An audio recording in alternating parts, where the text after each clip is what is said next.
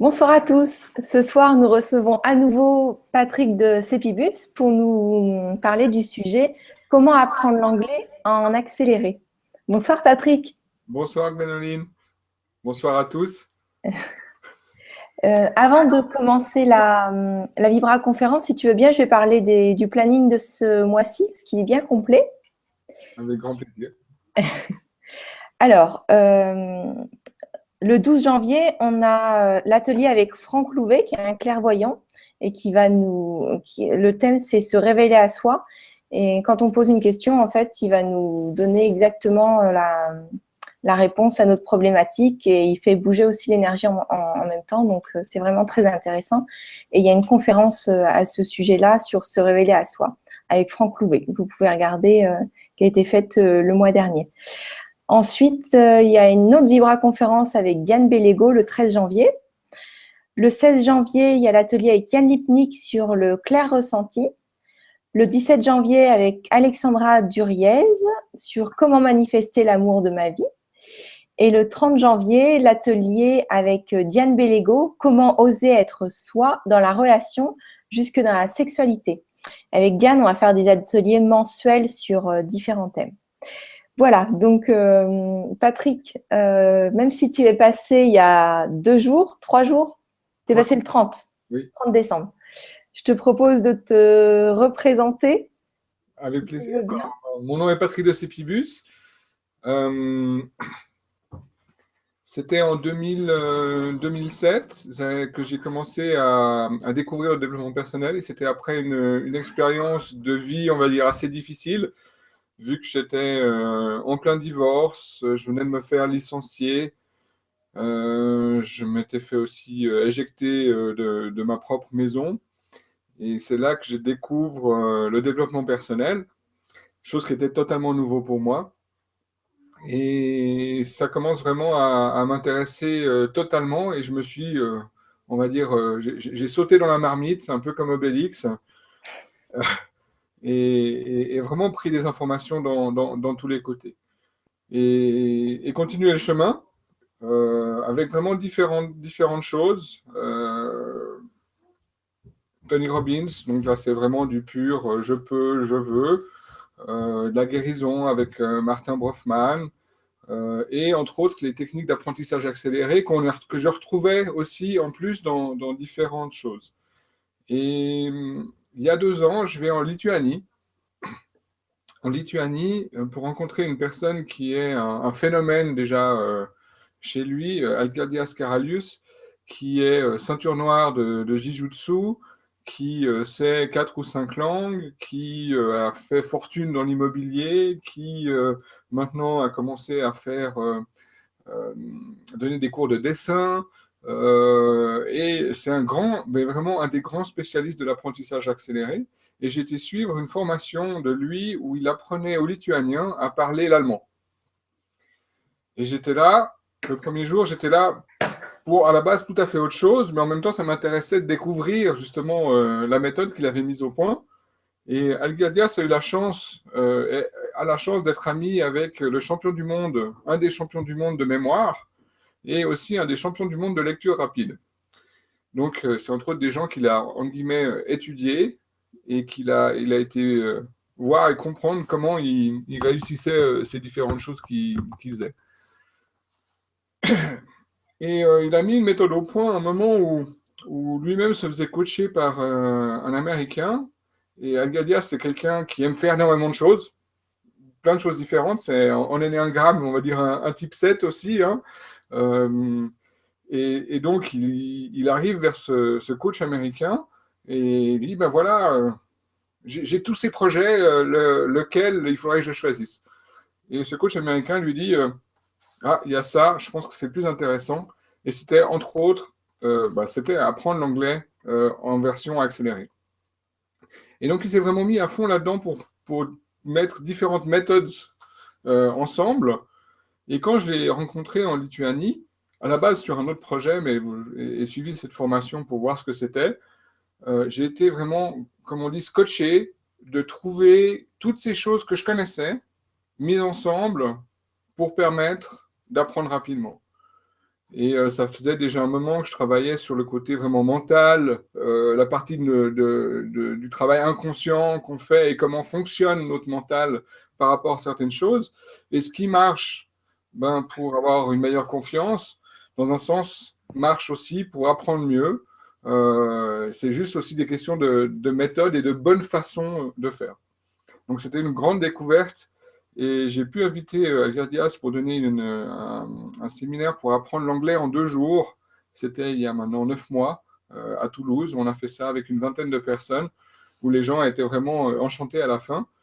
Et donc j'ai le droit et l'autorisation d'Algardias d'utiliser cette méthode et de la présenter. Et l'idée, c'est vraiment d'aider les gens maintenant à apprendre une langue facilement et rapidement, au contraire des méthodes qu'on va dire traditionnelles. Voilà. D'accord, mais c'est génial. Enfin, moi, ça m'intéresse aussi beaucoup. Je vois déjà des messages des auditeurs. Alors, qu'est-ce que tu peux nous dire sur ça? Parce que Euh, comment tu vas aborder le thème? Tu veux nous donner quelques exemples ou exercices? alors, première chose, on a tous cette croyance qu'apprendre une langue, c'est difficile. Et je pense que déjà, c'est une croyance qui a été faite de notre expérience scolaire, où on a appris d'une façon qui n'est peut-être pas la meilleure. Hein. Et j'y reviendrai sûrement après. Donc, on a appris d'une façon qui, en fait, était difficile parce qu'elle n'était pas adaptée au fonctionnement de notre cerveau. Et notre cerveau, ben, on l'a reçu à une certaine période quand on est né, mais on n'a jamais reçu de mode d'emploi. Et donc l'idée, ben, c'est d'utiliser certaines choses qui sont découvertes encore maintenant. Je regardais encore une conférence hier soir sur comment fonctionnait notre cerveau. Et il y a plein de découvertes. Et ben, maintenant, on peut les utiliser pour apprendre plus vite et apprendre mieux et apprendre efficacement. Et souvent, ce qui se passe, c'est que ben, on n'a pas obligatoirement la bonne méthode parce qu'on ne cherche pas obligatoirement l'efficacité. Mm. Et ben, au même moment où Non, c'était un peu avant, quand j'ai appris le management dans les écoles de management, j'ai entre autres découvert la loi de Pareto. Alors, je ne sais pas si tu connais la loi de Je Pareto. connais pas. Peut-être que tu peux l'expliquer. Je pense que Alors, Pareto, il nous dit une chose toute simple, c'est que 20%, Ah oui, ok, ça me voilà, dit quelque chose. donc 20% de ce qu'on fait amène 80% de résultats. Et cette loi, qui est à la base une loi Pareto était un économiste, mais cette loi s'applique à peu près tout dans la vie. Donc, 20% des gens au restaurant vont choisir quoi? Le restaurant va faire 20% de son chiffre d'affaires sur certains plats, presque toujours les mêmes. Euh, Si vous apprenez quelque chose, et c'est là que c'est intéressant, ben, il suffit d'apprendre 20% pour quasiment maîtriser le sujet.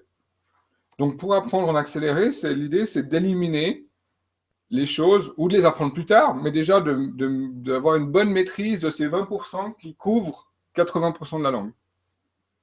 Si par exemple on prend, juste pour pouvoir une conversation normale, 50% d'une conversation normale dans n'importe quelle langue se résume à 138 mots. Ah oui? Donc il suffit de connaître ces 138 mots pour déjà avoir 50% de la connaissance d'une conversation de tous les jours. Pas plus. Donc, c'est se concentrer sur ces mots-là. Et peut-être pas apprendre certains qui vont jamais nous être utiles. Mm. Hein.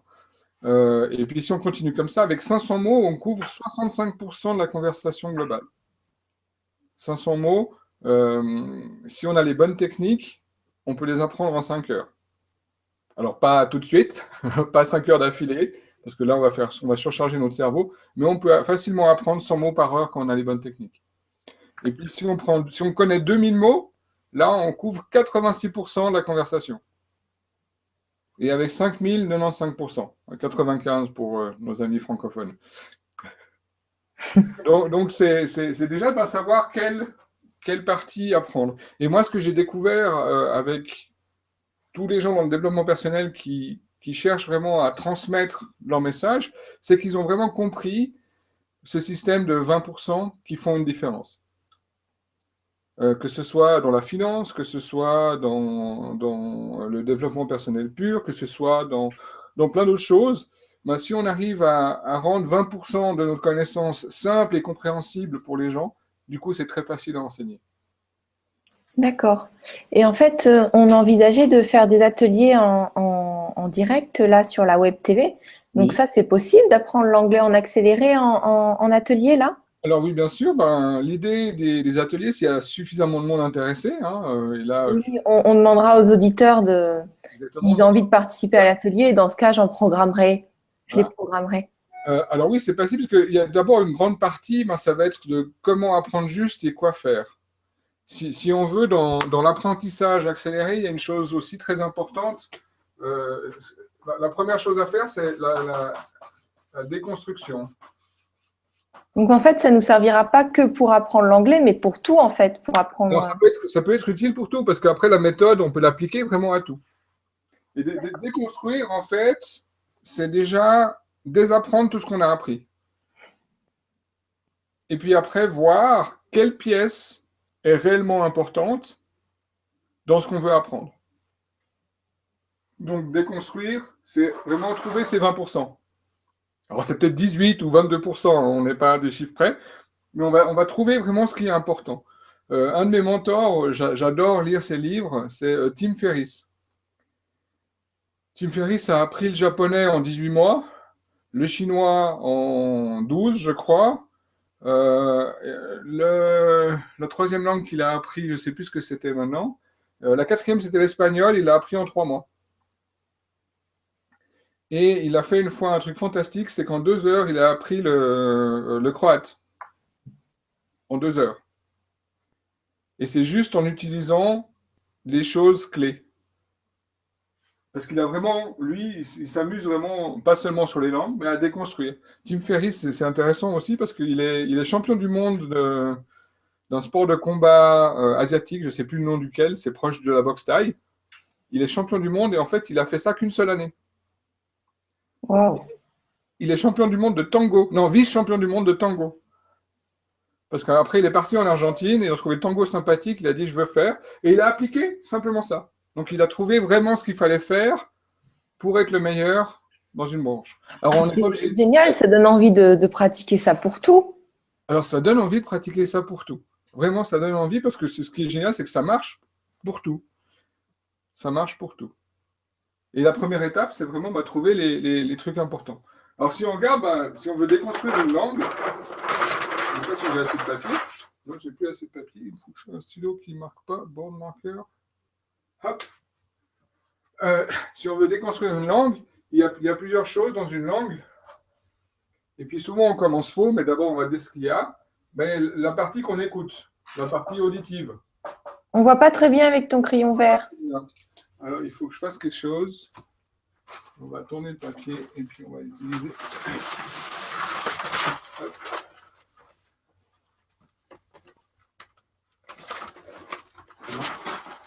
Ça, c'est vraiment génial. Enfin, moi, cette technique-là, ça m'intrigue. Et si en plus on peut l'appliquer sur tout un tas de choses, ben, j'espère qu'il va y avoir des participants pour l'atelier, parce que j'ai envie de découvrir aussi. Oui, j'ai perdu un bouchon, c'est pas grave. Donc, si on veut, dans les choses qu'on doit apprendre, c'est un peu comme une pêche. Et il y a 4 compétences à avoir pour pouvoir connaître une langue. La première compétence, c'est la compétence auditive. C'est-à-dire que je vais comprendre ce qu'on me dit. Hein? Ça, c'est une compétence primordiale dans une langue. Après, c'est que je vais pouvoir la parler. C'est une des autres étapes. Étape supplémentaire, je veux pouvoir la lire. Hein, ça fait du sens. Et ensuite, je vais pouvoir l'écrire. Maintenant, ce qui se passe généralement dans l'apprentissage traditionnel, c'est qu'on va tout faire en même temps. Hein, et même souvent, on va commencer par lire, écrire, avant même de pouvoir le parler. Parce qu'à l'école, qu'est-ce qu'on fait quand on apprend une langue? Généralement, on te donne un livre et tu commences à apprendre avec un livre. Donc, tu travailles là-dessus. En tant qu'enfant, on n'a jamais appris comme ça. En tant qu'enfant, la première chose qu'on a fait, on a écouté. On a écouté énormément et tout d'un coup, on a commencé à parler. Mais d'abord, on a écouté. Après, on a parlé. Après, on a commencé à lire et après à écrire. Donc ça, c'est le bon ordre déjà pour apprendre une langue, c'est de commencer vraiment à le côté écoute. Et pas vouloir tout de suite écrire. Après, il y a trois autres choses à l'intérieur du noyau, et c'est là généralement aussi que les gens se cassent les dents. On a la grammaire, on a le lexique, hein, donc le vocabulaire, et puis on a la phonétique.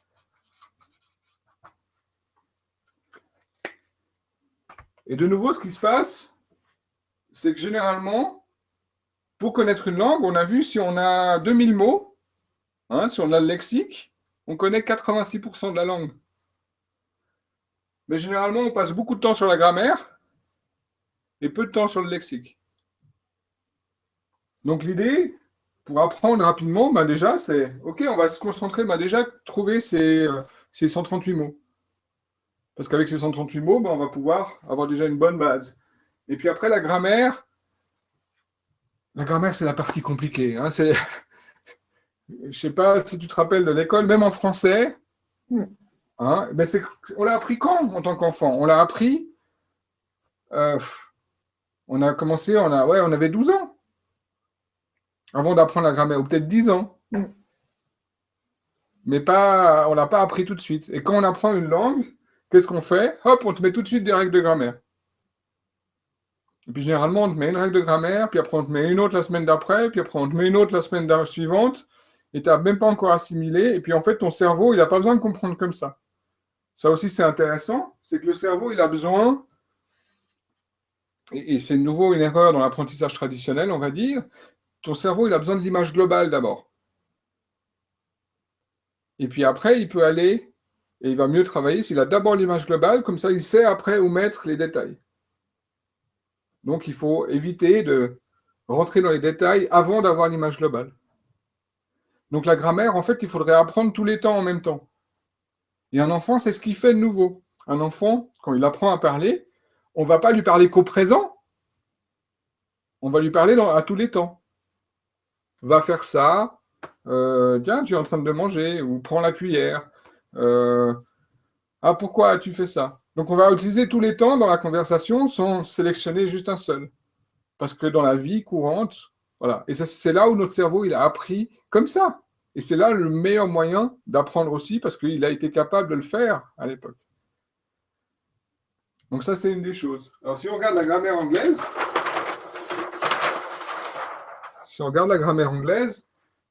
ou même n'importe quelle, la première chose, on va essayer de comprendre comment l'anglais, la personne anglaise fonctionne. Mais déjà, presque tous les gens fonctionnent la même chose. Et donc, dans l'apprentissage, que ce soit dans l'apprentissage d'une langue, les deux premières choses à apprendre, généralement, c'est le verbe. Et dans le verbe, il y a deux choses. Soit on fait quelque chose, soit on est quelque chose. Et puis après, donc si on prend juste le côté faire, on peut faire au passé, au présent, et là mon tableau n'est pas assez grand, et au futur. Hein?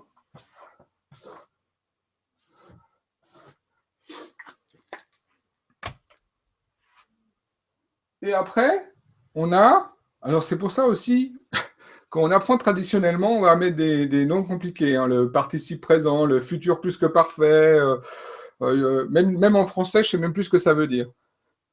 Alors qu'à la base, il faut comprendre justement où ça se passe dans le temps, et puis se dire, voilà, il y a le passé avec la chose qui est une affirmation. Hein, j'ai fait quelque chose dans le passé. Après, ça peut être une question ou une négation. Ça, c'est déjà une matrice à apprendre, mais dès le moment où on la simplifie comme ça, c'est vraiment beaucoup plus, on va dire, simple à retenir et à comprendre, et surtout d'avoir l'image globale au départ. Et du coup, quand on étudie comme ça, on se rend compte que, waouh, ça rentre tout seul. Vraiment, ça rentre tout seul. Et si on veut une matrice comme ça, à la base, pour vraiment apprendre, on va utiliser cette première petite matrice. Hein, donc les faits au passé, présent, futur. On va apprendre justement le fait d'être, hein, aussi au présent, passé, futur. Et puis, ça va quasiment nous suffire pour déjà construire une grosse partie de notre compréhension du langage. Et après, on va apprendre, on va dire, en spirale, avec juste 17 phrases sur nous-mêmes. Pas plus. Alors, pourquoi pas plus? C'est que généralement, dans une conversation, au bout de 17 phrases, les gens, ils s'embêtent et ils ne vous écoutent plus. Donc, vous n'avez pas besoin de plus. Hein? Donc, pourquoi apprendre plus? Et puis après, on va apprendre, on a parlé de nous dans la conversation, à 17 phrases sur nous, et on va prendre 17 questions à poser aux gens. Et puis apprendre 17 phrases ou questions, c'est pas si compliqué que ça. Ça ne demande pas des heures et des heures. Et puis surtout, on va les apprendre sans les écrire. On va les apprendre juste le côté auditif. Parce qu'on a vu au début, si on veut vraiment bien apprendre, il faut commencer juste par le côté auditif. Donc on va apprendre 17 autres phrases donc, qui sont les questions qu'on pose aux autres. Et puis après, on va apprendre peut-être 17 phrases sur comment discuter au restaurant. Et puis à l'hôtel. Puis après, 17 phrases sur notre spécialité. Et on va commencer à construire comme ça, peu à peu, mais en restant très très simple. En anglais, il y a 26 temps différents. 26 temps différents. Et à l'école, on en apprend, dès le départ, facilement une dizaine. Et le truc, c'est qu'en fait, sur ces 26, combien on en utilise d'après toi? Et 3, l'exemple que tu as donné? Voilà, presque, on en utilise 4 en fait. 4, ok. 4, mais voilà. Et pourtant, on apprend le participe présent, le participe plus que parfait, le futur, Non, oui. Alors, à la base, il y a le passé dans les faits, il y a le présent dans les faits, il y a le futur dans les faits, et puis il y a après le présent dans le processus. Je suis en train de faire quelque chose. Ça, c'est les 4 temps qui sont les plus utilisés ou qui couvrent facilement 80-90% de la conversation. Donc, il n'y a pas besoin de savoir dire en anglais il fuse que je sois présent demain. Même en français, je ne sais pas si je fais juste. Non, je ne sais pas non plus. Donc l'idée, c'est ça, c'est vraiment de simplifier et d'arriver juste sur les choses importantes. Donc du coup, la grammaire, pour couvrir 80% ou même plus de la connaissance nécessaire pour vraiment bien maîtriser, c'est juste ces 4 temps, pas plus. Et puis surtout, on ne va pas mettre des noms compliqués dessus, comme ça, l'autre cerveau, il travaille mieux et il comprend mieux.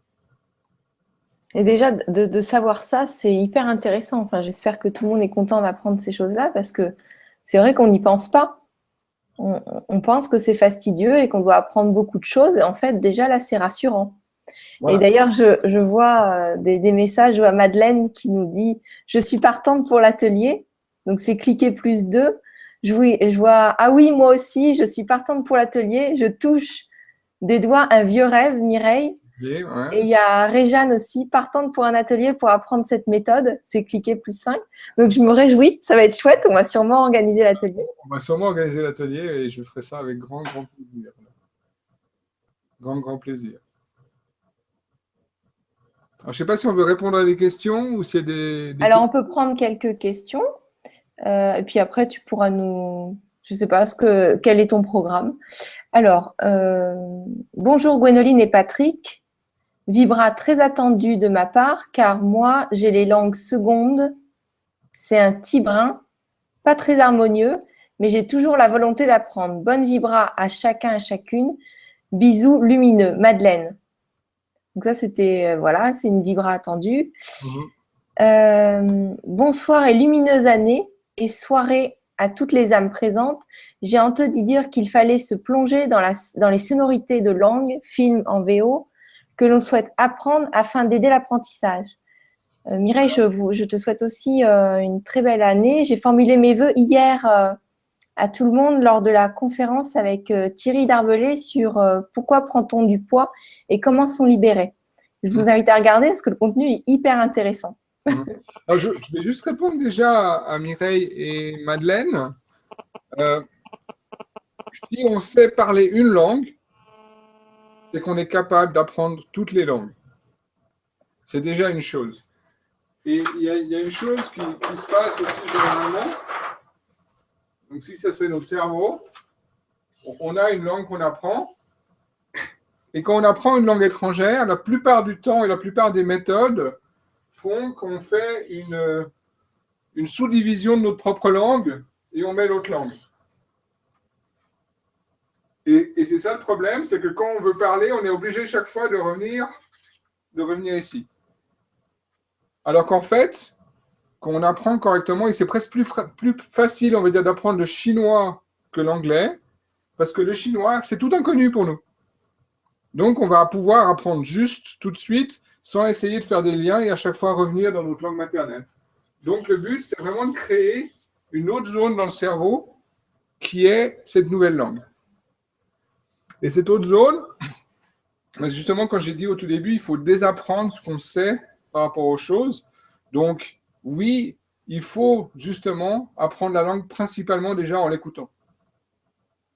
Et je regarde, je vis avec 5 femmes, dont ma partenaire et ses filles et ma fille, qui viennent d'Angleterre.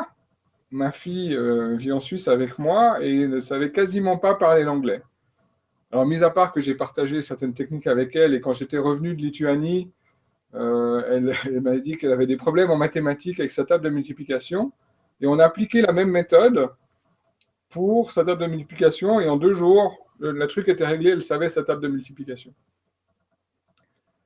Mais ce qui était intéressant, c'est que ma fille, à force d'être noyée dans des gens qui parlent anglais autour d'elle, maintenant, elle parle fantastiquement bien l'anglais. Alors oui, elle fait encore des fautes, etc., etc. Mais il faut se rendre compte qu'un enfant, quand il a appris, au départ, sur la phonétique d'un mot, il a fait plus ou moins 2000 fautes avant de pouvoir le prononcer correctement. Donc c'est entre autres normal. Et pour apprendre plus vite à ce niveau-là, ben, c'est vraiment écouter les films en VO, regarder peut-être la série que vous adorez aussi en version originale, etc., etc. Regarder des vidéos sur YouTube ou des conférences en anglais, c'est intéressant parce que justement, ça commence à rentrer. Au début, on ne comprendra pas tout, c'est normal, mais après aussi, à force, ça va venir. Et après, bien sûr, on va rajouter du vocabulaire qu'on va apprendre pour mieux comprendre les choses. Alors, il y a une clé dans n'importe quel apprentissage, et c'est peut-être une des clés que je vais vous donner aujourd'hui, et pas une seule. Pour que ça fonctionne, la clé la plus importante, c'est d'avoir la banane ici, d'avoir le grand sourire, et de faire ça avec plaisir.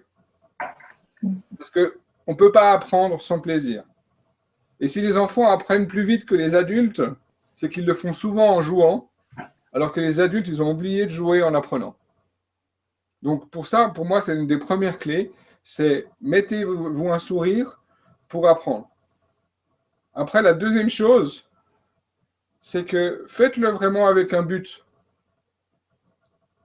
Et c'est une des choses toutes simples qui est connue de tout le monde, c'est que la meilleure façon en fait d'apprendre, c'est d'avoir un partenaire pour qui vous êtes amoureux, qui parle l'autre langue. Et puis pour communiquer avec cette personne, il faut que vous sachiez cette langue.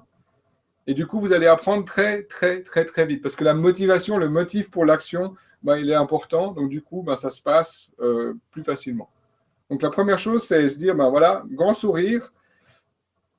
Ensuite, avoir un motif pour l'action. Et surtout aussi se rendre compte, comme j'ai dit tout à l'heure, pour répondre à Madeleine, si on sait parler une langue, et on le sait tous, notre langue maternelle, on a toutes les capacités nécessaires pour une autre langue. Alors, pas en étant dans ce schéma-là. Parce que qu'est-ce qui se passe quand on fait ça, en fait? Quand on veut dire quelque chose, notre cerveau, il a besoin d'abord de créer une image. Hein, donc, si on veut répondre à une question, on va d'abord créer une image. On va la traduire dans notre langue. Et après, on va la traduire dans l'autre langue. Pour après créer une phrase. Et là, au bout d'un moment, on a déjà on a complètement perdu le fil de ce qu'on voulait dire. Parce que c'est trop compliqué. Donc, on veut s'amener vraiment à penser tout de suite dans la langue. Et c'est là qu'en regardant des films en VO, ben, on va avoir des phrases toutes faites par rapport à des situations. Et ça va sortir tout seul. Quand je regarde une grande partie des formations que j'ai suivies, c'était en anglais. Et je fais entre autres du coaching et de l'accompagnement et du consulting. Et quand je donne des formations, il y a des moments où le mot il vient en anglais, parce que j'ai tellement entendu en anglais plus qu'en français, que c'est un automatisme pour moi. Et que quand je suis dans mon sens de formateur, le premier mot qui vient, souvent, il n'est pas dans ma langue maternelle. Parce que le lien a été fait à ce moment-là. Donc ça, c'est une chose aussi. Il y a une autre chose que tu viens de faire, et souvent on oublie, c'est ça. C'est des choses toutes simples, mais ça, quoi que vous vouliez apprendre, votre cerveau a besoin d'eau, entre autres, pour bien fonctionner. S'il est déshydraté, il ne fonctionne pas bien. Donc, une chose, c'est de penser à boire suffisamment. Ben, avant un examen aussi, hein, pour se rappeler des choses, ça aide très, très bien. Ouais, ça fait un lien avec la conférence d'hier, comme quoi l'eau, c'était vital chez nous. Parce qu'il a beaucoup parlé de nutrition. Et ouais, tu fais un lien. Donc, à notre ami Thierry pour l'eau, parce que c'est vraiment très important. Je lui laisserai parler de ça, parce que c'est vrai que l'eau, c'est énorme. Mais pour notre cerveau, on en a besoin. Donc, il faut s'hydrater bien pour que ça fonctionne bien. Une autre chose que aussi tout le monde sait, c'est qu'il faut avoir un sommeil adéquat. Et si on veut apprendre quelque chose, ben, il faut reposer notre cerveau de temps en temps. Alors, pour reprendre un autre italien, alors là, c'est la technique Pomodoro, la technique de la tomate. Il faudrait reposer notre cerveau toutes les 20 minutes en l'amenant à changer. Donc, quand on apprend quelque chose aussi... Donc, à reposer le cerveau toutes les 20 minutes, c'est-à-dire on apprend, on se pose 5 minutes, on fait quelque chose de radicalement différent. Exactement.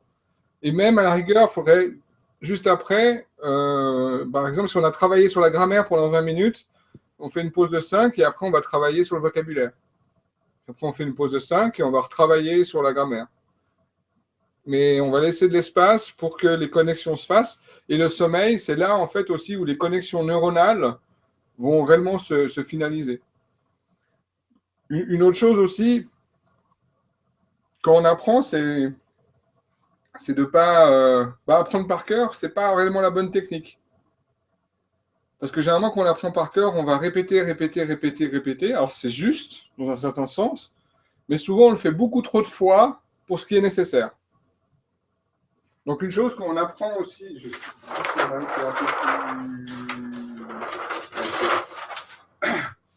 quand on apprend quelque chose, il faut faire une première répétition.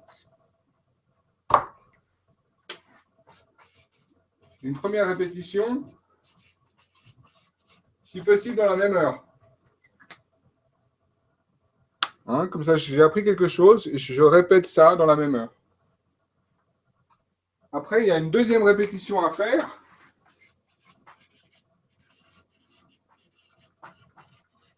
C'est dans les 24 heures.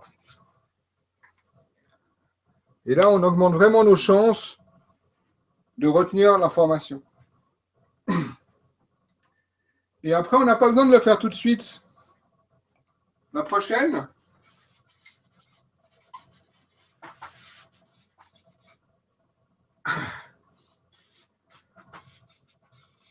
on peut le faire dans les 6 jours. Alors après, ces chiffres, c'est la moyenne. Il y a des gens, il faudra que ce soit 5 jours, puis que ce soit 18 heures ou un peu avant, etc. Comme ça nous permet vraiment d'ancrer. Après, celle suivante, si on veut s'en rappeler presque toute notre vie, hein, la quatrième répétition, c'est après un mois. voire 2 mois. 2 mois. Et après, une 5e dans les 6 mois. Et là, vous êtes sûr de retenir l'information, quelle qu'elle soit, quasiment à 100%, complètement dans votre cerveau. Donc, ça ne sert à rien de faire pendant 3 jours tout le temps la même chose. Il faut donner de nouveau l'espace à son esprit pour faire les connexions qu'il faut et puis surtout le laisser se reposer pour mettre les choses bien en place. Ok. Alors, je ne sais pas si on prend une autre question. Alors oui, bien sûr. Donc merci à toi Mireille pour la question. Alors bonsoir Gwénoline et Patrick. Meilleurs vœux pour 2016.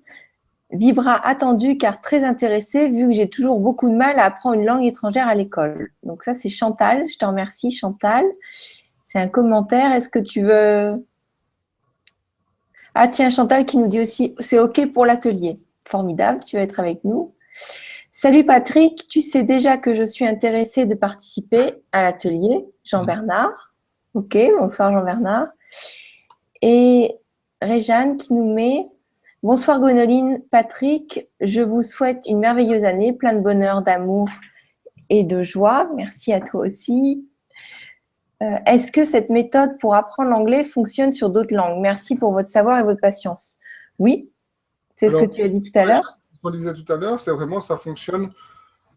À la base, le principe de d'abord déconstruire, principe qui fonctionne sur tout, hein, et qui fonctionne sur la finance, sur monter une entreprise, sur etc. La deuxième partie, qu'on a commencé à déconstruire, qu'on a commencé à trouver les 20%, c'est vraiment après de sélectionner lesquels. Hein, donc j'avais mis ça au début.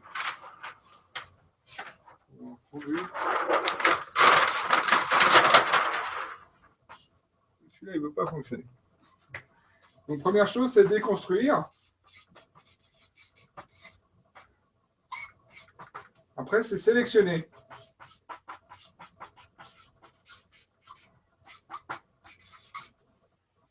C'est sélectionner vraiment les choses qu'on veut apprendre. Hein, qu'est-ce qui est important dans ces 20%? Donc, on va sélectionner, OK, la grammaire, je vais apprendre que ces 4 temps. Et je vais vraiment être bon dans ces 4 temps parce que ça me permet de couvrir tout. Le lexique, je vais me concentrer d'abord sur 130 mots, même sur ces 17 phrases. Et quand je les saurai, après, je passe aux suivantes. Donc après, la troisième chose, c'est vraiment la séquence. Dans quel ordre je vais apprendre? Et pour revenir, il y avait 2-3 personnes qui disaient que c'était la deuxième langue, c'était quelque chose qui était difficile pour elles à l'école.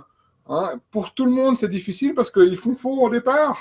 On apprend à lire et à écrire alors qu'il faudrait d'abord apprendre à écouter. Parce que c'est comme ça qu'on a fonctionné en tant qu'enfant. Donc la séquence, c'est OK, je vais d'abord me concentrer sur le côté auditif, après sur le côté parler, et puis lire et écrire, ça va être d'abord je vais lire, et quand j'aurai suffisamment lu, je vais passer à l'écriture.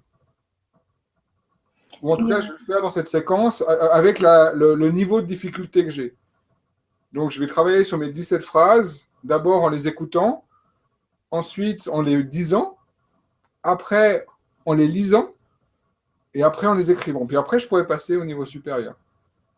Mais je ne vais pas commencer tout de suite à les écrire. Alors en plus,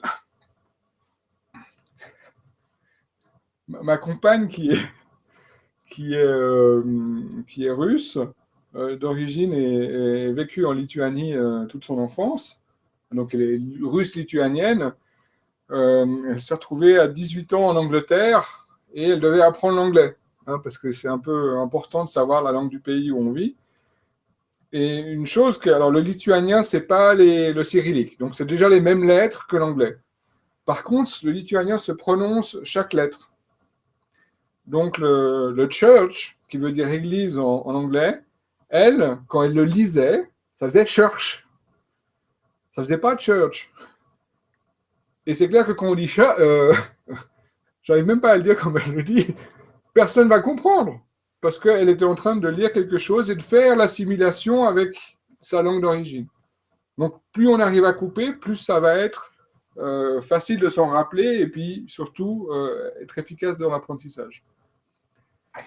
Et alors, j'aimerais dire aux auditeurs, si vous avez profitez que Patrick soit là, si vous avez des questions. Et tout à l'heure, j'ai vu une question passer que je ne retrouve pas là parce qu'elle a disparu, de Dany qui nous disait, si ma mémoire est bonne, est-ce que cette méthode marche si j'ai un manuel avec des choses précises à apprendre dedans?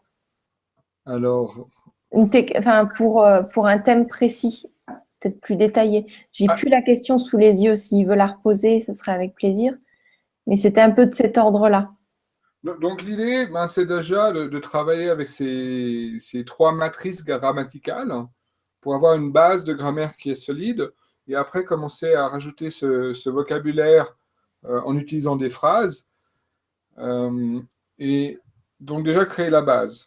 Ensuite, quand on a déjà cette base, parce qu'il y a des gens qui parlent déjà, qui ont déjà appris l'anglais à l'école, qui ont déjà un certain niveau, ou ce serait applicable sur une autre langue. Après, on peut toujours penser à comment le transposer. Moi, quand j'étais voir la méthode, c'était du lituanien à l'allemand. Et la méthode était quasiment la même. Après, il y a des petites subtilités dans la grammaire. Et ce qui m'avait impressionné, c'était justement la simplification de l'explication de la grammaire. Déjà, on élimine une grosse partie des temps qu'on n'a pas besoin de savoir. Ça, c'est déjà énorme.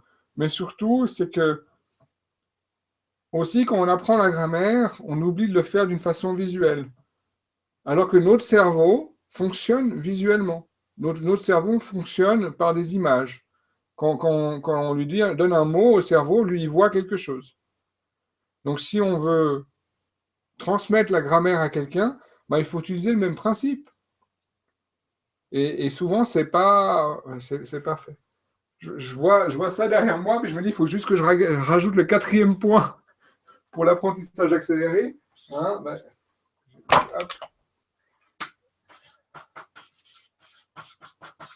C'est l'enjeu, c'est le motif pour l'action. Pourquoi je fais quelque chose? Parce que souvent, les gens, ils font, mais pas avec une grande motivation. Donc, c'est important d'avoir la motivation. Mais bon, la grammaire, par exemple. Oui, quel est leur pourquoi? Pourquoi ils veulent faire ça? Alors, pourquoi ils veulent faire ça? Est-ce qu'ils sont vraiment motivés ou ils veulent apprendre juste comme ça? Donc, la grammaire, par exemple, pour de nouveau donner un petit truc supplémentaire, la base des verbes, c'est on a soit l'action, soit une action, soit on est quelque chose. Alors, l'idée, par exemple, une action, on peut très facilement symboliser avec une flèche. C'est une action. Et puis après, on a le sujet, le héros, on va dire. Juste pour ne pas prendre des termes grammaticaux, on va utiliser autre chose. Le héros de l'action, alors on peut dire que le héros, on va dire c'est un rond.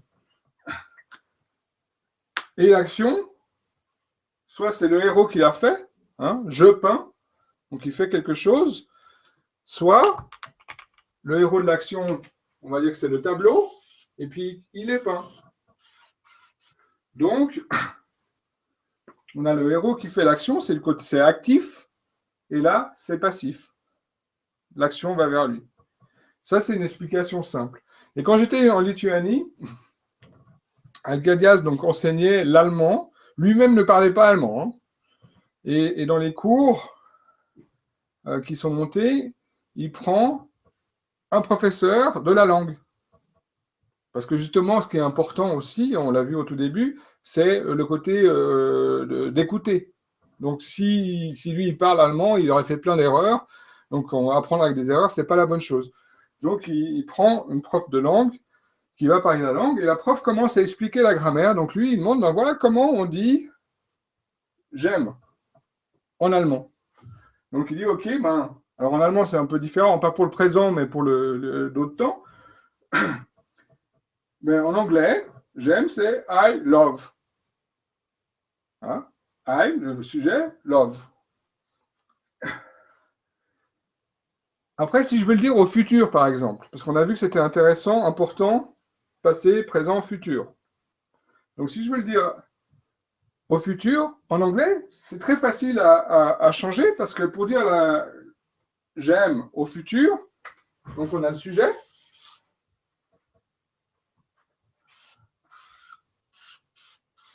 le verbe d'action ne change pas, et il y a juste une chose à rajouter au milieu, c'est will. Donc, I will love. Et ça marche avec tous les verbes pour construire le futur.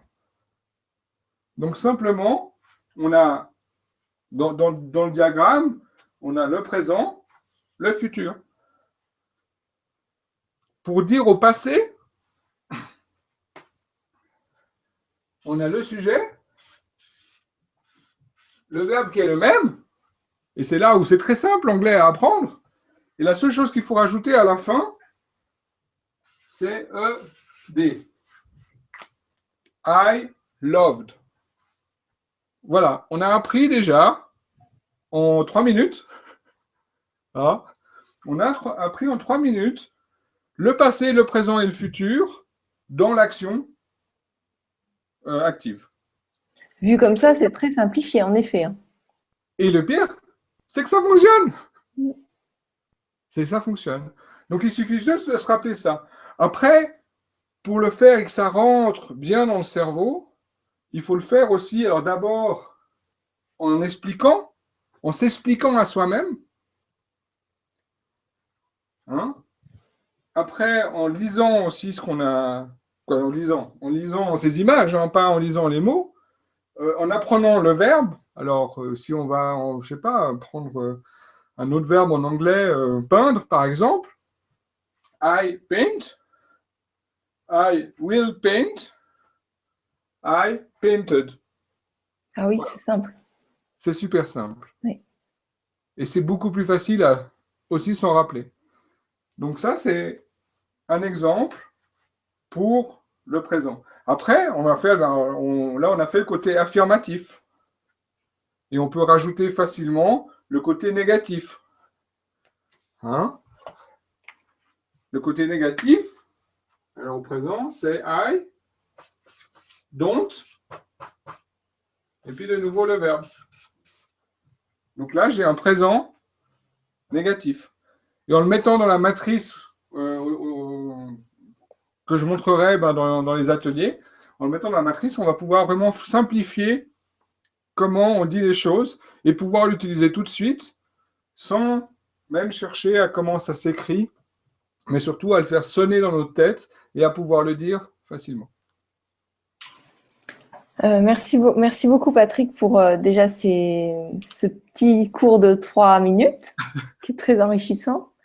Il y a Élise qui vient de nous rejoindre et qui nous dit « Bonsoir tout le monde, j'arrive un peu tard, j'espère ne pas faire de doublon en posant ma question.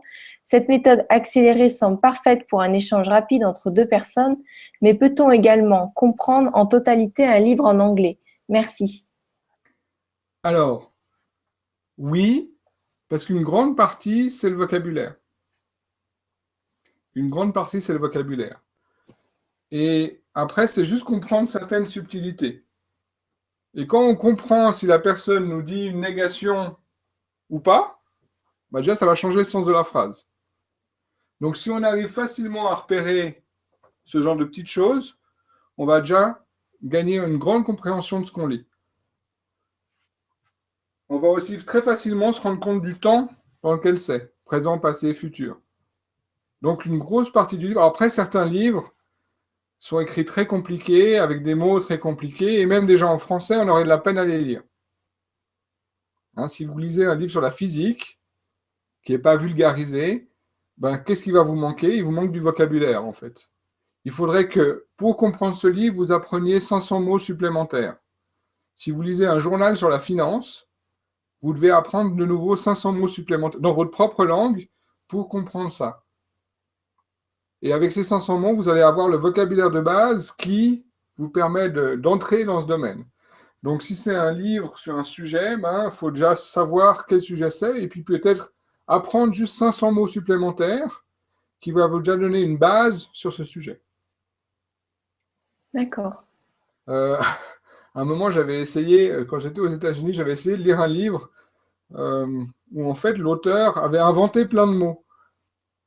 Du coup, je n'ai pas réussi à le lire parce que je ne savais pas si c'était un mot qu'il fallait que je cherche dans le dictionnaire ou si c'était un mot inventé. Donc je perdais une énergie folle à essayer de le comprendre. C'est à force aussi de me rendre compte que la main, c'était des mots inventés. Et quand je l'ai lu en français, j'ai seulement compris parce qu'en français, j'avais suffisamment de matière, quoi, de référence pour dire ah non, mais ça, c'est inventé. Ou ça, c'est inventé. Ça, c'est inventé. Donc, oui, ça va aider grandement pour apprendre plus rapidement à lire. Par contre, la première chose à faire, et je vais le répéter 1000 fois dans les, dans les Vibra ateliers sûrement, ben, c'est on va commencer par d'abord écouter. On va commencer par écouter les phrases. On va même le faire aussi d'une façon, j'ai des audios en anglais qui sont faits d'une façon où c'est un peu hypnotique pour que les phrases justement rentrent à l'intérieur de notre subconscient comme la, entre guillemets, bonne phrase. Et est-ce que tu peux nous parler de comment vont se passer les ateliers et à quel rythme? Parce que je vois qu'il y a du coup pas mal de personnes intéressées. Donc ça pourrait être chouette de nous Alors, dire comment ça se passe, le contenu, sur combien de temps. alors, ce qu'on va faire, je pense que ce qui est intéressant de faire, c'est de faire le plus rapproché possible. Euh, pour moi, je pense que c'est le mieux. Il y a une chose, c'est que quand on apprend, on est motivé à un certain moment. Et sur la longueur, souvent, ce qui se passe, on perd la motivation. Et ça a été prouvé. Alors, si vous allez à une école de langue, ils vont vous dire non, il faut 2 ans pour apprendre une langue, etc., etc. Et après, par contre, si vous demandez aux grands polyglottes de ce monde combien de temps il faut réellement pour apprendre une langue, et là j'utilise le mot réellement pour apprendre une langue, et ils vont vous répondre il faut 48 heures. Parce qu'en fait, il faut s'immerger tout de suite dans quelque chose d'apprentissage de la langue totale. Et pourquoi s'immerger? C'est qu'en fait, le problème qu'on a souvent, et quand on fait de l'apprentissage accéléré, ça peut arriver, et ça arrive même très souvent, c'est qu'on a une surcharge d'informations, et notre cerveau, tout d'un coup, il dit, ouais, non, mais j'en ai marre. Et en fait, c'est à ce moment-là qu'il apprend le mieux. Ah oui, c'est quand le cerveau est saturé. Quand le cerveau est saturé, puis qu'il a lâché prise. Ouais, du coup, ça passe direct dans le subconscient. Ça passe indirect dans le subconscient, et puis il arrête de chercher à se référer à quelque chose qu'il connaît.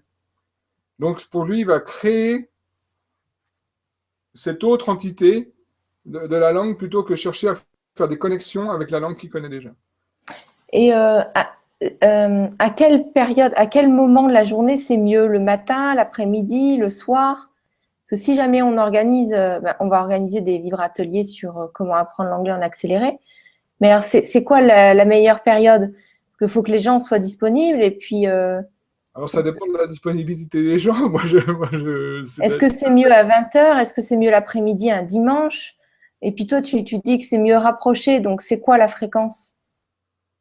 D'ailleurs, les auditeurs, ils peuvent nous dire s'ils préfèrent l'après-midi à 14 heures ou à 18 heures ou à 20 heures. Si on peut faire, pour moi, je pense que ce qui pourrait être très bien, c'est de faire tous les 2, 3 jours et une dizaine d'ateliers. D'accord, 10 ateliers sur 2, 3 jours. Et Avec une deux, autre trois question, jours ça dure combien de temps? avec 2, 3 jours d'intervalle. Donc en un mois, on a fait énormément. Et ça dure combien de temps? 10 ateliers tous les 3 jours. Donc, Oui, je veux dire le temps de l'atelier. euh, entre une demi-heure et 1 heure, je pense qu'une demi-heure pour vraiment poser la base théorique de ce qu'on veut voir ce jour-là.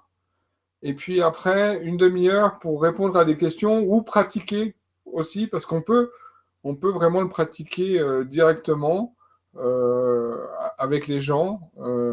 D'accord. Ils interagissent directement avec nous. Donc, il faut compter 1 heure et en fait, on pourra parler devant notre écran et puis on se sentira pas ridicule. Enfin, moi, je vais être le cobaye, je vais essayer de parler parce que je parle pas encore anglais. Donc, on va bien s'amuser. Mais les autres personnes, elles pourront parler devant leur écran en toute confiance. Exactement. Et puis une chose qu'il faut se dire, c'est que les enfants, quand ils ont appris, ils n'avaient pas peur de parler. Et pour tout apprentissage, la confiance est très importante. Et on a parlé l'autre jour de la peur du jugement, qui est une des premières peurs des gens.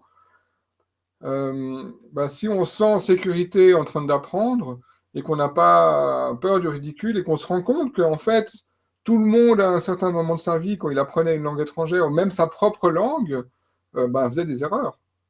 Hein, j'ai dit tout à l'heure, un enfant, il fait 2000 fautes avant de prononcer un mot juste. Par contre, quand ses parents ou des gens lui disent non, ça se dit comme ça, ils ne se sentent pas mal. Il est en train d'apprendre. Donc c'est OK de faire des fautes. Maintenant, par contre, c'est important que le retour, par exemple, quand les parents ils corrigent, que ce soit juste, pas qu'ils apprennent avec des fautes.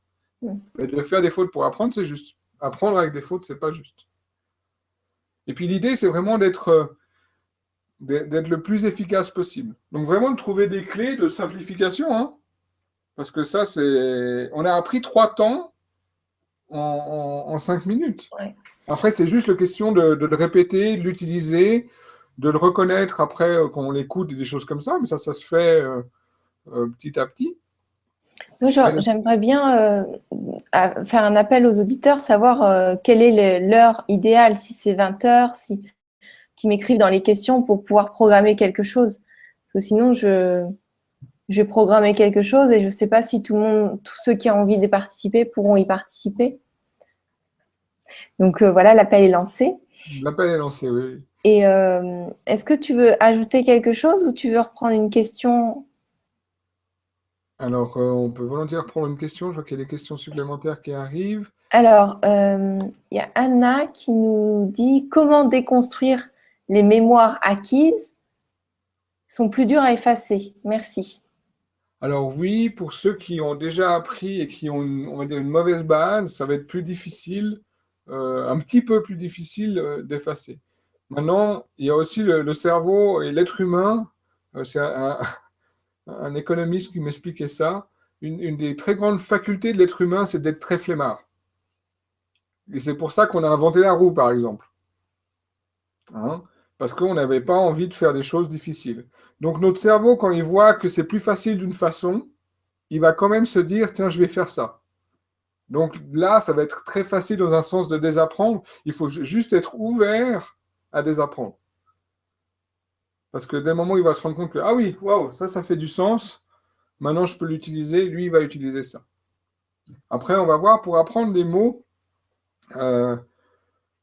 pour apprendre des mots, c'est aussi très facile. De nouveau, notre cerveau, notre façon d'apprendre dans la plupart des livres, elle n'est pas très juste pour apprendre le vocabulaire. Maintenant, ça s'est un peu amélioré quand je regarde ce que les enfants apprennent à l'école, par exemple. Mais notre cerveau, il a besoin de cette image globale, et puis après, il a besoin de se créer une histoire. En fait, quand il se crée une histoire, c'est la façon la plus facile pour lui de se rappeler de quelque chose. Donc, pour apprendre facilement du vocabulaire, c'est déjà se créer des lieux pour apprendre. Et si vous voulez apprendre les verbes, un des meilleurs lieux, et là c'est Thierry qui va être content, mais c'est d'aller au fitness. Et d'associer le verbe courir avec le fait que je suis dans un endroit où je suis sur comment on dit là, le tapis, sur le tapis roulant. Et puis, j'associe le verbe running avec le tapis roulant. Donc, j'ai une image, et notre cerveau se rappelle plus facilement des images. Running, c'est sur le tapis roulant. Et puis après, pulling, je fais des biceps. Après pushing, je fais une autre machine. Et chaque mot, chaque action, je vais pouvoir l'associer à un endroit dans une salle et à une machine. Et après, il suffit juste que je refasse le lendemain la même chose. Et vous verrez que 2 jours après, ça va être automatique. Vous vous rappellerez du verbe. Parce que vous l'avez associé avec quelque chose. D'accord. C'est une des techniques qu'on verra plus en profondeur dans les vibra-ateliers. D'accord. Merci pour ta réponse, Patrick, et merci Anna pour la question. Je vois Madeleine qui nous dit « Pour l'heure de l'atelier, ce serait préférable pas trop tôt car je suis au Québec avec 6 heures de moins que vous. » Et donc, merci Madeleine pour cette info.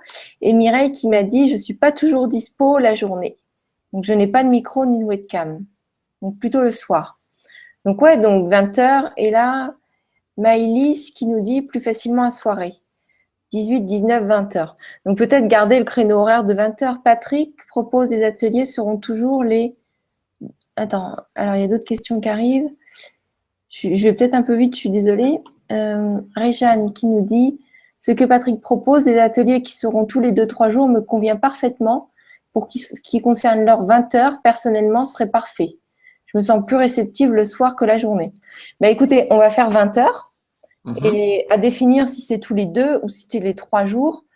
Ce qu'il faut, c'est que tous ensemble, on fasse une cohésion de groupe et qu'on s'y tienne pour vraiment être content de nos résultats. Oui. Moi, j'ai besoin aussi de votre soutien parce que je vais apprendre l'anglais avec vous et je vais vraiment me mettre à nu devant tout le monde. Donc, beaucoup de bienveillance sera dans le groupe, je pense. Voilà, tout le monde dit content, ils sont tous contents pour 20 heures. Superbe. Voilà. Ah oui, alors il y a Elisabeth qui nous pose une question. Bonsoir et merci, j'arrive à comprendre un texte écrit. En revanche, quand on me parle, j'ai du mal à comprendre la bonne prononciation. Un casse-tête pour moi. Alors, Elisabeth, je te dis, tu n'es pas la seule. Et il faudra que je la retrouve, mais il y a une vidéo sur YouTube qui est fantastique, c'est des comiques anglais. Il y en a un qui parle américain, il y en a un autre qui parle anglais d'Angleterre, et il y en a un troisième qui est un Indien qui parle l'anglais avec son accent indien. Et les trois ne se comprennent pas. C'est juste fantastique parce que ils sont tous les trois en train de mais qu'est-ce qu'il est en train de dire, etc., etc. À un moment, il y a une quatrième personne qui parle avec un accent arabe. Et là, il y a le seul qui le comprend, c'est l'Indien.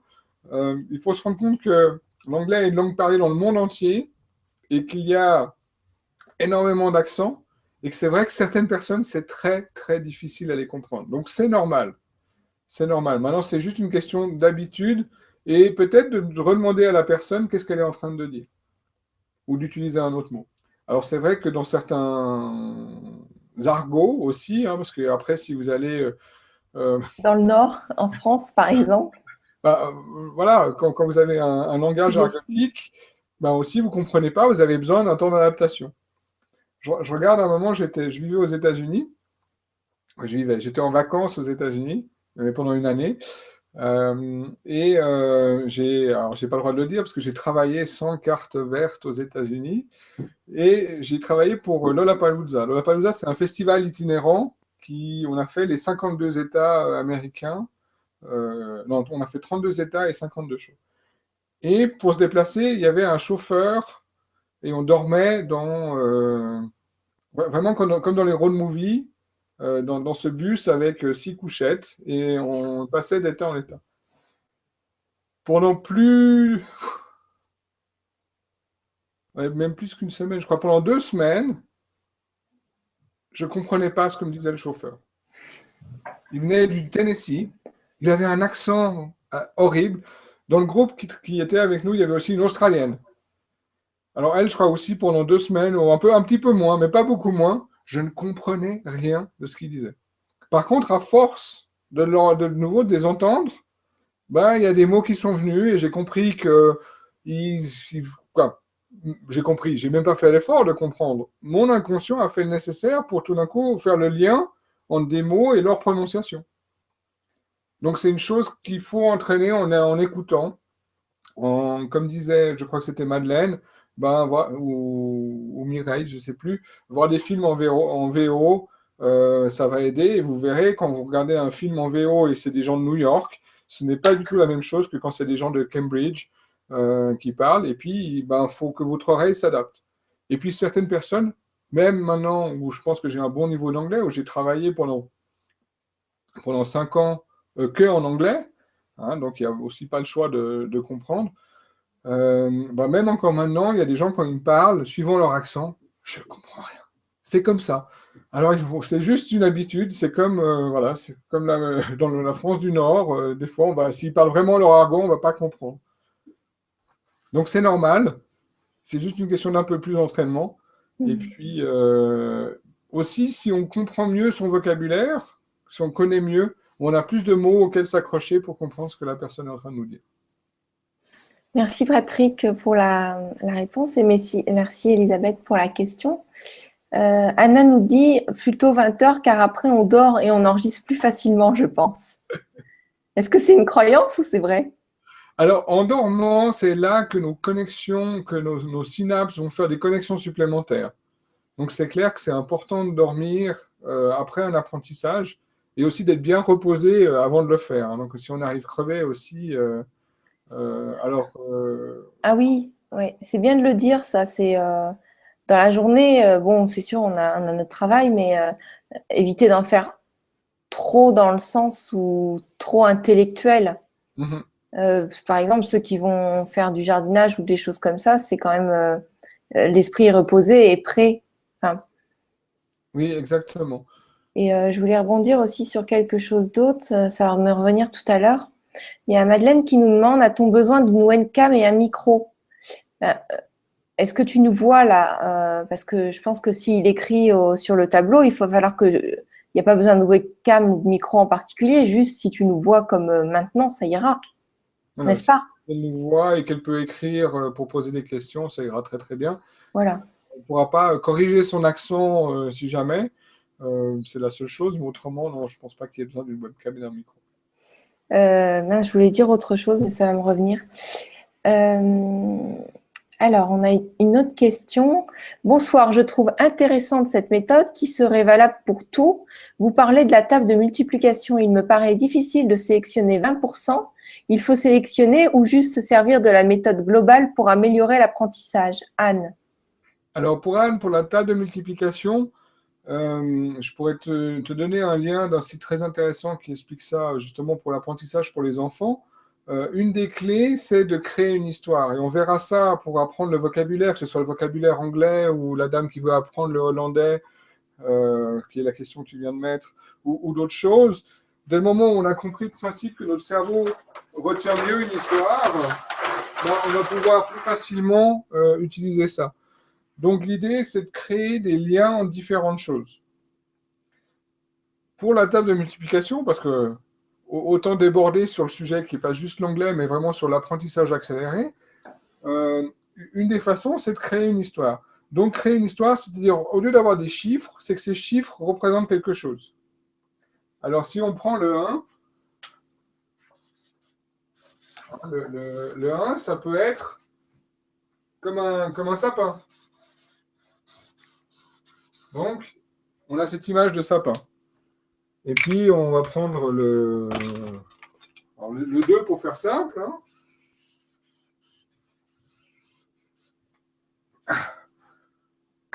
Ils sont beaux tes chiffres. Ils sont beaux, hein, ouais. Le 2, qu'est-ce que ça peut être? Ça peut être un serpent, ou ça peut être un chameau, hein, quelque chose qui nous rappelle 2. Alors, le 2, pour la forme, c'est le serpent. Le chameau, c'est parce qu'il y a deux bosses. C'est juste un seul chameau qui a deux bosses. Je ne sais plus. Ça peut être des jumelles, ça peut être des lunettes, parce qu'il y a deux choses. Et après, on crée une histoire. Alors, une fois deux, ça va être facile hein, dans un certain sens. Mais on va prendre, par exemple, si on prend le 3, le 3, ça peut être un tabouret, hein, avec 3 pieds. Ou ça peut être un trépied pour faire des photos. Donc, on va prendre le tabouret, par exemple, pour l'exemple, hein. Donc, la première étape, c'est pour chaque chiffre, créer une image. Et puis après, on va créer une histoire. On va créer une histoire. En deux, on avait dit un serpent, hein.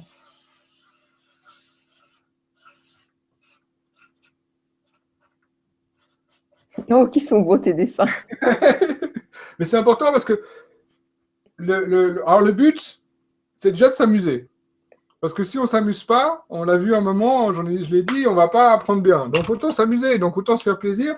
Et puis une deuxième chose que j'ai dit, c'est que notre cerveau, il est visuel. Hein, donc, voilà. Donc on a ces 3 images. Donc par exemple, on va dire 2 fois 3. Hein, qu'est-ce que ça égale? Alors 2 fois 3. Alors il faut que le 6, on ait mis encore une autre image. Mais on va créer le serpent sur la table. Et puis le 6, qu'est-ce que ça peut être le 6? Ça peut être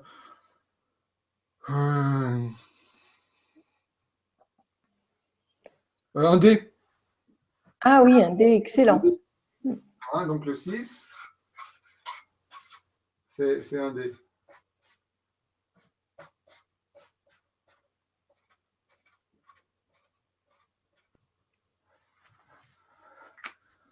Alors l'histoire, ça peut être, hein, après c'est à chaque enfant d'imaginer lui-même, et puis si l'enfant, il les dessine en plus, c'est encore plus d'impact.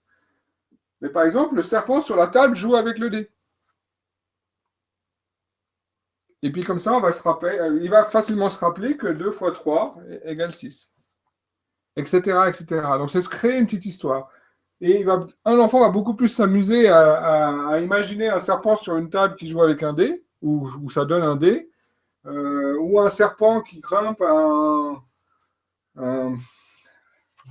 un sapin et puis ça reste, c'est toujours un serpent, quoi, ou il rencontre un autre serpent, Et c'est etc. vrai que d'ancrer, en fait, d'écrire, ça ancre dans la matière. Et donc, du coup, visuellement, les enfants, ils retiennent mieux, même nous, quand on écrit des choses.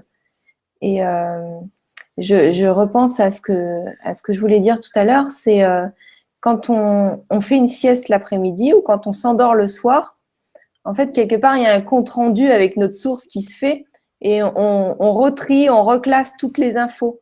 Donc, même si c'est en après-midi et qu'on apprend un truc et qu'on fait une petite sieste pour intégrer ou après une consultation pour certains, souvent, on intègre bien les informations. C'était ça que je voulais dire, si ça apporte quelque chose au sujet. C'est tout à fait juste. Donc, pour apprendre une table de multiplication, mais après, pour apprendre des mots, ça va être la même chose. Parce qu'on va rajouter juste une étape supplémentaire si on veut. Si on veut apprendre une liste de mots, on va déjà apprendre une liste avec sapin, serpent, tabouret. 4, ça peut être une chaise, du coup, parce qu'il y a 4 pieds. 5, on peut imaginer une étoile avec 5 branches. 6, un dé. 7, 7, 7, 7. C'est quoi les 7 péchés capitaux? Ouais, on peut, ouais, Par exemple, pour de nouveau prendre une image qui nous interpelle. 8, on peut imaginer un bretzel. 9, ça peut être un hameçon pour pêcher, etc., etc. Donc on va s'imaginer, on va se faire cette liste de mots. Et puis après, quand on va vouloir apprendre une liste de mots, par exemple, hein, si on veut se rappeler sa liste de courses, par exemple, ben on se rappelle notre sapin, serpent, tabouret, etc., etc. Et on va mettre notre liste de courses dessus. Donc on va mettre notre escalope sur le sapin. Et puis on va prendre notre serpent qui mange des œufs. Et puis sur notre tabouret, on va mettre de l'huile, etc., etc. On va faire un lien dans notre cerveau par rapport à ça. Et cette liste, du coup, on va facilement s'en rappeler.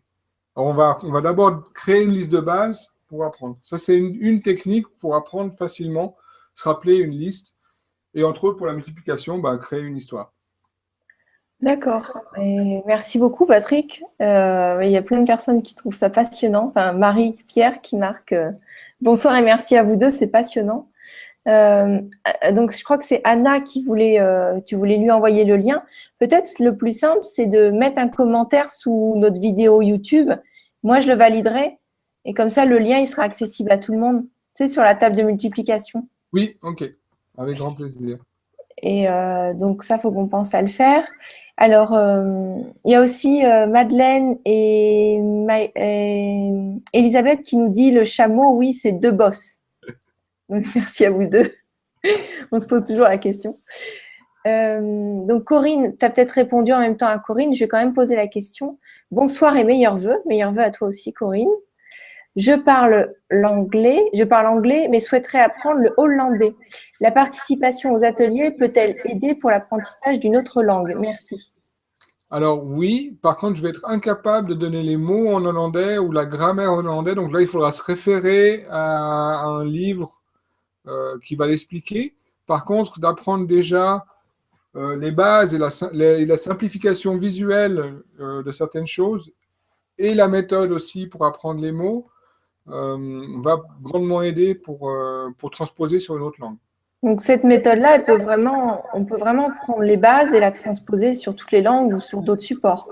Voilà. Et après, ce Je serait pense aux comédiens, ceux qui veulent apprendre des textes, des choses comme ça. Alors, les comédiens, généralement, ils connaissent déjà assez bien ce genre de système. Et la chose, le comédien, il le fait facilement dans un sens sans s'en rendre compte, c'est que le comédien, il est en train de raconter une histoire. Donc, il se raconte son histoire et c'est plus facile de se rappeler une histoire. Pour apprendre on a parlé pour les verbes d'aller par exemple au fitness et puis de mettre sur chaque appareil, mais pas seulement sur chaque appareil, c'est vraiment chaque lieu dans la pièce, hein, parce qu'il y a le lieu où il y a le tapis roulant, il y a le lieu où il y a les haltères, il y a le lieu où il y a autre chose. Ben, vraiment de mettre avec chaque lieu un verbe, alors un verbe de mouvement dans ce cas-là. Et puis pour des mots, ben, vous pouvez vous créer votre liste, la même chose que ça, en faisant votre balade. Si vous allez vous promener dans la forêt ou vous allez toujours faire une balade dans le même parc, ou simplement vous allez faire vos courses dans votre quartier, puis vous passez à tel endroit et puis à telle boutique, ben, créez cette liste avec des lieux et après vous mettez les mots en conséquence. Donc si vous passez devant une boutique de vêtements, alors, ça va être très intéressant parce que vous allez vous rappeler le mot habit, hein, par exemple. Puis quand vous voudrez après chercher dans ce catalogue habit, vous allez chercher les mots dans la vitrine de cette boutique. Et vous allez commencer à créer des histoires comme ça. Mais on y reviendra pendant les Ouais, ateliers. tu es très créatif. Ouais, ça va être génial. Moi, ce que je te propose, c'est de reprendre encore une dernière question et de parler du mot de la fin. Et surtout, qu'est-ce que je voulais dire? Je voulais dire, par rapport aux ateliers, si on les programme, donc tous les 2 ou 3 jours, ce qui serait intéressant, c'est déjà que vous inscriviez au premier pour voir si ça vous plaît. Et si ça vous plaît, de vous inscrire à tous en une seule fois. Comme ça, vous êtes sûr d'aller au bout, sachant que je pense que c'est possible de se désinscrire. Mais au moins, on se dit, on est inscrit, on va jusqu'au bout du programme.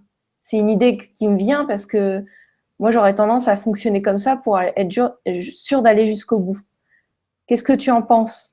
Alors oui, ben, il faut avoir la motivation et déjà dès le départ même se dire, OK, si je m'engage à le faire, c'est que j'ai envie d'apprendre et puis que maintenant je suis prêt à le faire. Donc Ouais. s'inscrire jusqu'au bout, c'est quelque chose de bien. Euh, ben, pas que ce soit une obligation non plus, parce que si c'est une obligation, ben, du coup l'apprentissage il est un peu moins. Ouais. Mais voilà, de tester, de s'inscrire au premier, de voir si ça vous parle. Bon, ça, c'était l'idée. Après, c'est une idée que j'avais. Et il y avait autre chose que je voulais dire par rapport aux ateliers. Bon, ça va me revenir. J'ai vu un commentaire de Réjeanne qui dit c'est juste énorme ces révélations. Bah oui, moi aussi, je suis surprise. Merci, Patrick. C'est un plaisir. Je vois un commentaire de Anne qui nous dit on a plusieurs sortes de mémoire. Voilà, j'allais poser cette question-là. Rebonsoir, on aurait plusieurs sortes de mémoire, auditrice, kinesthésique ou visuelle. Et selon les personnes, on n'a pas la même. Je serais kinesthésique, d'après mes tests réels. Faut-il utiliser l'image pour des gens comme moi, auditifs ou kinesthésiques? Alors oui, il faut utiliser l'image qu'on se crée dans nos têtes, et en même temps, ben, par exemple, d'aller au fitness pour apprendre les verbes, ça va faire rentrer ce côté kinesthésique dans l'apprentissage. Donc, notre cerveau, même si on a pas prépension, si on a des systèmes préférés d'apprentissage, hein, c'est clair. Par contre, ce genre de choses, ça fonctionne vraiment pour tout le monde. Parce qu'on est vraiment dans la fonction primaire du cerveau d'aller chercher l'image qu'il voit. Et alors, bien sûr, on va se la répéter dans sa tête, hein, donc on va toucher l'auditif comme le visuel. Et le kinesthésique, ben, lui, il va justement voir en s'imaginant faire rentrer dans l'histoire. Donc, c'est-à-dire que le serpent, quand il monte sur la table, il y a le fait de monter sur la table qui va plaire au cerveau kinesthésique pour se rappeler de cette image-là. Et après, il peut même se l'imaginer et se le faire soi-même. Quand on regarde, par exemple, un sportif de haut niveau, un skieur, avant de descendre la piste, souvent on peut les voir, ils font comme ça, etc., etc. Ils s'imaginent, donc ils voient la piste, et en même temps, ils sont en train de bouger.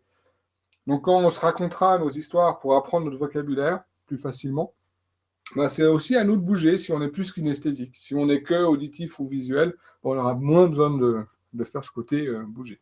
Hmm. Ouais, Ouais, c'est intéressant. Mais on dit que de mâcher un chewing-gum, on retient plus, il me semble. alors là, j'ai jamais entendu, donc j'en ai aucune idée. Bah, bon, pour les kinesthésiques, peut-être, de bouger ou de mâcher. Ça peut faire du sens. Voilà, Il y a bref. vraiment une chose aussi, c'est se donner on l'a dit tout à l'heure, hein, et tu l'as dit toi aussi, c'est se donner des moments d'espace pour son cerveau, pour pas trop le surcharger, mais surtout lui laisser l'espace pour vraiment apprendre. Bon, alors là, on prend une dernière question. En attendant que les ateliers commencent, peut-on faire un travail préparatoire, Mireille? Dans un sens, oui, il faudrait peut-être déjà que j'envoie aux gens peut-être les 138 mots les plus utilisés ou quelque chose comme ça. Mais en même temps, j'aurais presque envie de leur donner d'abord la technique d'apprentissage plutôt que... D'accord. De toute façon, là, le mois de janvier, il est plein en atelier. Moi, je pensais le commencer en février. OK. Et sachant que les personnes, elles peuvent poser leurs questions avant. Si elles ne sont pas disponibles pour un des ateliers, elles peuvent le revoir en diffusion. Et elles peuvent avoir posé la question avant. Et elles pourront poser la question sur le prochain atelier d'après il y a des questions sur l'atelier qu'elles ont vu en rediffusé. Mhm. Donc ça, c'est le truc intéressant. S'il y en a qui veulent suivre tout le processus, parce qu'apparemment, ça va être à 20 heures. Il y a Isa qui nous dit principe de la visualisation. Oui, oui, ben comme quand je parlais pour le skieur, ben c'est visualiser. Aussi, on va utiliser ça pour visualiser notre avancée dans l'apprentissage. D'accord. Donc toi, tu voulais envoyer, Non, tu mais sais je pas. pense que c'est pas une bonne idée. Je pense qu'il faut d'abord qu'on voie la technique pour apprendre facilement les mots. D'accord. Euh, et puis, après, je donne volontiers une liste de Donc, mots. premier atelier, on voit la technique. Voilà. D'accord, ok. Donc, ben, je pense qu'on va commencer ça en février. En février ou fin février, je crois que je dois être à l'étranger, moi, donc on va partir de fin février. Euh, À nous de voir pour coordonner nos agendas et en même temps qu'on puisse faire ouais, un peu. d'accord, ok. Donc, je prends vraiment la dernière question et après, je te laisse le mot de la fin. Après cette vibra très motivant, tout à fait passion, bonne animatrice et bon professeur. J'apprécie beaucoup, gratitude à vous deux. C'est un rendez-vous pour les ateliers. Bon, bah, merci Madeleine, Oui, oui. vous êtes adorable, merci beaucoup. C'est un plaisir de partager toujours avec vous tous. Je te Oui. laisse le mot de la fin, Patrick. Ben, merci à toi, Gwénoline, encore une fois, pour me donner l'opportunité de partager ces connaissances. Merci à tous les gens qui ont posé des questions et qui nous remercient parce que ça nous encourage, en tout cas, ça m'encourage à continuer et à donner plus. Euh, pour moi, vraiment, l'idée, c'est de partager toutes les choses que j'ai appris et aussi avoir votre retour parce qu'on est toujours en train d'apprendre. Donc, il y a peut-être des choses que vous allez découvrir dans l'apprentissage accéléré que je ne connais pas encore. Comme j'ai dit encore hier soir, je regardais une conférence, du coup, j'aurais une pièce de plus à ajouter au puzzle et ça, c'est fantastique. Un grand merci à tous ceux qui nous regardent, à tous ceux qui seront là pour les ateliers. Je vous encourage, pas juste pour apprendre la langue ou si vous savez déjà la langue, à venir vous inscrire, mais aussi pour découvrir le côté méthodologie, si on veut, ou fonctionnement de notre mental, de notre cerveau, pour l'utiliser au mieux pour l'anglais, pour le hollandais, on a vu quelqu'un voulait le faire, pour les maths, alors je vais vous donner un lien si c'est pour les enfants. Mais de nouveau, on peut facilement expliquer les choses euh, et continuer d'apprendre parce que c'est une clé pour tout le monde de grandir et faites-le à travers ces vibra-conférences, ces vibra-ateliers ou d'autres façons, mais continuez à apprendre parce que je pense que c'est le plus important aujourd'hui. Donc voilà. Merci. Merci beaucoup du fond du cœur. Je vous embrasse et je vous dis au 12 janvier maintenant pour la prochaine Vibra conférence. À bientôt les amis.